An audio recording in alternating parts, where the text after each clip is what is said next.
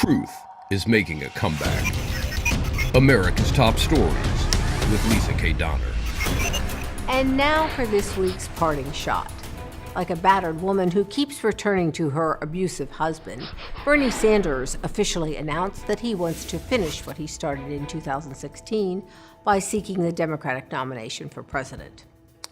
There are a couple of problems with this. Number one, Bernie is not a Democrat, something no doubt the DNC noticed last time, and perhaps was reason enough for them to tilt the scales toward Hillary Clinton.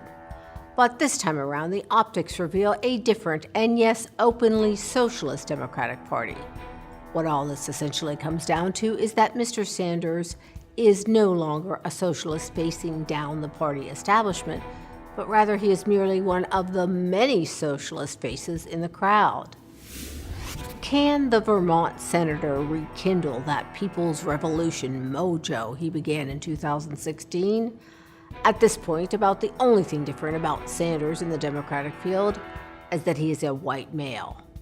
And once former Vice President Joe Biden throws his hat in the ring, Sanders won't even have that. Not that being the white male candidate for the Democratic Party brings one a great deal of support. All of society's problems, according to Mr. Sanders and friends, can be solved if we just learn to share. If we can't be taught to allocate a portion of our stuff to others, then of course we must be compelled to do so. The premise being that if we were not required to give, no one would. Out of this schoolyard mentality come programs like Bernie's Medicare for All. Bernie Sanders believes firmly that everyone should have everything, until, of course, everyone has nothing. Cue the Venezuela videotape, please. The office where you used to work as an accountant, it's now empty, abandoned, overtaken by squatters, people like you who lost everything, who limp a little more each day toward their death. Men all in black now patrol the streets with shotguns. You're a bag of bones. Bones jutting out like false teeth. At times, you think about all the energy you waste just breathing. Still, you can't count Bernie out. He fired up a lot of folks last time and likely has a solid base of support that is not eroded.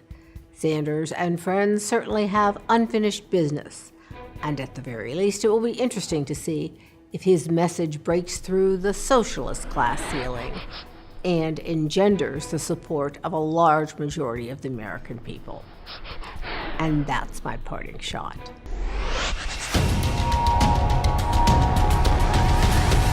Truth is making a comeback. Visit us at libertynation.com.